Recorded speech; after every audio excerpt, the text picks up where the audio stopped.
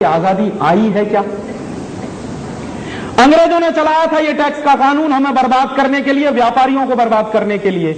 आजादी आई है क्या हमारे देश में? अगर भारतीय तंत्र होता तो भारतीय तंत्र हमेशा से एक सिद्धांत पर काम करता आया है। हमारे देश में एक बहुत बड़ा अर्थशास्त्री हुआ, उसका नाम था चाणक्य। बहुत कम लोग जानते हैं कि चाणक्य भी एक अर्थशास्त्री था। दुर्भाग्य क्या है कि हमारे अर्थशास्त्र की किताबों में चाणक्य का अर्थशास्त्र पढ़ाया ही नहीं जाता। दुनिया जहान के तमाम अर्थशास्त्रियों को तो हम पढ़ते हैं, स्मिथ ने क्या कहा, स्टीवेंसन ने क्या कहा, उसने क्या कहा, फलाने ने क्या कहा, डिमाके ने क्या, जिससे हमको कुछ लेना देना नहीं है। लेकिन मेरे देश में जो सबसे बड़ा अर्थशास्त्री हुआ चाणक्य, उसी को नहीं पढ़ाते आपकी विश्वविद्यालय की शिक्षा में। माने गुलामी की शिक्षा है। चाणक्य जानते हैं क्या कहता था? एक बार चंद्रगुप्त और चाणक्य का झगड़ा हुआ। चाणक्य प्रधानमंत्री था, चंद्रगुप्त राजा था। तो चंद्रगुप्त और चाणक्य का झगड़ा हुआ। झगड़ा किस बात का हुआ? चंद्रगुप्त ने चाणक्य से कहा कि मुझे टैक्स कलेक्शन बढ़ाना, रेवेन्यू ज्यादा कलेक्ट करना। क्यों पूछा उसने? कि मुझे समाज सेवा के काम करने हैं। तो चाणक्य ने कहा कि समाज सेवा के काम तुम मत करो, इसके लिए समाज के लोग बहुत हैं, वो कर लेंगे। कहने लगा नहीं नहीं, मुझे रेवेन्यू कलेक्शन बढ़ाना ही बढ़ाना है ताकि राज्य के लिए कुछ ज्यादा पैसा मेरे पास बच सके। तो चाणक्य ने उससे कहा कि तुम रेवेन्यू कलेक्शन बढ़ाओ, तुम्हारे मन में योजना क्या है? कहने लगा मैं टैक्स बढ़ाना चाहता हूं। तो उसने कहा कि कभी गलती मत करना। तो उसने पूछा क्यों? तो चाणक्य ने चंद्रगुप्त को जो जवाब दिया है वो सबसे बड़ा अर्थशास्त्र है। वो कह रहा है कि किसी भी समाज में कुल उत्पादन का 5% से ज्यादा टैक्स नहीं होना चाहिए।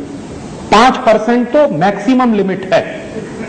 और इस समय वो बात कर रहा है चंद्रगुप्त से, तो कह रहा है कि इस समय हमारे राज्य में टोटल उत्पादन का 5% कर लग रहा है ऑलरेडी, इससे ज्यादा कर नहीं होना चाहिए। तो उसने पूछा कि फिर ये हमारा टैक्स का कलेक्शन कैसे बढ़ेगा? तो कह रहा है कि तुम राज्य का वातावरण ऐसा बनाओ कि व्यापार 2 गुना हो जाए, तो तुम्हारा टैक्स कलेक्शन 2 गुना हो जाए। माने तुम व्यापार इतना बढ़ाओ कि वो अभी जो व्यापार चल रहा है उसका 2 गुना हो जाए, तो तुम्हारा टैक्स कलेक्शन 2 गुना हो जाएगा। टैक्स की दर बढ़ाने की जरूरत नहीं है। और वो चेतावनी दे रहा है कि ये गलती मत करना। चंद्रगुप्त ने वही किया, और चंद्रगुप्त ने जो किया उसको भारतीय इतिहास में कहते हैं कि वो गोल्डन पीरियड था, हमारा स्वर्ण युग था। क्यों? क्योंकि वही एक जमाना था जिस जमाने में टैक्स सबसे कम लगता था। और ये जो चाणक्य की फिलॉसफी है कि टैक्स की रेट जितनी कम से कम होगी, टैक्स कलेक्शन उतना ही ज्यादा से ज्यादा होगा, ये भारत सरकार ने आज तक कभी इस्तेमाल नहीं किया। क्योंकि भारत सरकार स्वदेशी है नहीं, ये शरीर से दिखने में स्वदेशी है, इसमें काम करने वाले लोगों की आत्मा विदेशी है। अगर उनकी आत्मा देशी होती तो चाणक्य की इस फिलॉसफी को कब का इस देश में लागू किया गया होता। हमारे देश में एक ही नेता हुआ जिसने चाणक्य की इस आर्थिक फिलॉसफी को पूरी हिम्मत के साथ लागू करने की कोशिश की। शायद उसका नाम आप नहीं जानते होंगे। वो व्यक्ति था गुलाम बख्शी। जम्मू कश्मीर का चीफ मिनिस्टर हुआ। तो जब गुलाम बख्शी जम्मू कश्मीर का चीफ मिनिस्टर हुआ तो चाणक्य के अर्थशास्त्र को उसने पढ़ रखा था। तो चाणक्य के अर्थशास्त्र को पढ़ने के बाद उसने फैसला किया, चीफ मिनिस्टर बन गया, उसके तुरंत बाद उसने फैसला किया कि पूरे जम्मू कश्मीर में टैक्स की रिडक्शन करनी, टैक्स की दर कम करनी। और कितनी कम करनी है? उसने कहा मैक्सिमम 10%, इसके ऊपर नहीं जाना। तो हंगामा मच गया पूरे देश में। क्या हंगामा मच गया? बड़े बड़े अर्थशास्त्रियों ने यह चिल्लाना शुरू कर दिया कि यह जम्मू कश्मीर को डुबो देगा, टैक्स कलेक्शन नहीं आएगा, और टैक्स कलेक्शन नहीं आएगा तो सरकार नहीं चलेगी, राज्य नहीं चलेगा, राज्य के कामकाज नहीं चलेंगे, वगैरह वगैरह। पूरे देश में बहस चलने लगी। गुलाम बख्शी ने कहा कि मैं मुख्यमंत्री हो गया हूं, मैं ये करूंगा। और अगर चाणक्य ये कहता था तो एक बार करके तो देखूं, हो सकता है परिणाम निकल आए उसमें से।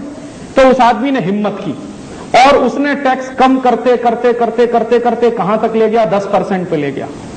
और उसने कहा 1 साल तक मैं यही चलाऊंगा। 1 साल उसने चलाया। 1 साल के बाद नतीजा जानते हैं क्या निकला?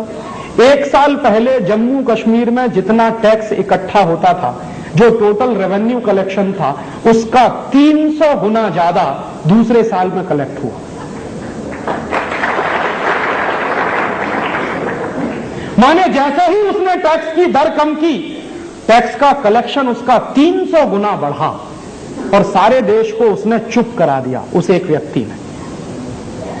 और ये बात हिंदुस्तान में लागू होनी चाहिए थी।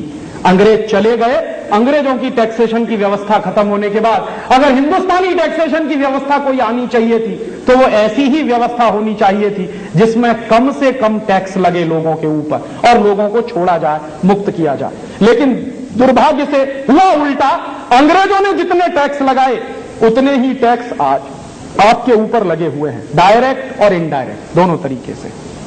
कभी कभी एक बार मैं कैलकुलेशन करता हूं, अगर साधारण रूप से आप सारे कानूनों का पालन करें, हर कानून का पालन करें जो टैक्सेशन के सिस्टम में बनाया हुआ है, तो हर व्यक्ति को 100 रुपए की आमदनी अगर वो कर रहा है तो कम से कम 110 रुपए का टैक्स देना पड़ेगा। तो नीतियां वही हैं जो अंग्रेजों के जमाने में चलती थी। और बंबई जैसे शहरों में, बड़े महानगरों में एक दिन मैं बैठा था, मेरा एक दोस्त है चार्टर्ड अकाउंटेंट, मैंने उससे कहा कि यार कुछ कैलकुलेशंस करते हैं कि ये टैक्सेशन का नेटवर्क है, इसको समझने के लिए। तो बंबई जैसे शहर में बैठकर जब हमने कैलकुलेशन करना किया तो ईमानदारी के साथ अगर कोई 100 रुपए कमाए तो 127 रुपए का टैक्स देना पड़ेगा उसको। ये आज भी 127% टैक्स का रेट आज भी है, डायरेक्ट और इनडायरेक्ट दोनों मिलाकर। और यही व्यवस्था चल रही है जो 250 साल पहले चलती थी। इसलिए मैं कहता हूं कि आजादी आई नहीं है और आपको भी वैसे ही चूसा जा रहा है, बर्बाद किया जा रहा है जैसे अंग्रेजों के जमाने में होता था।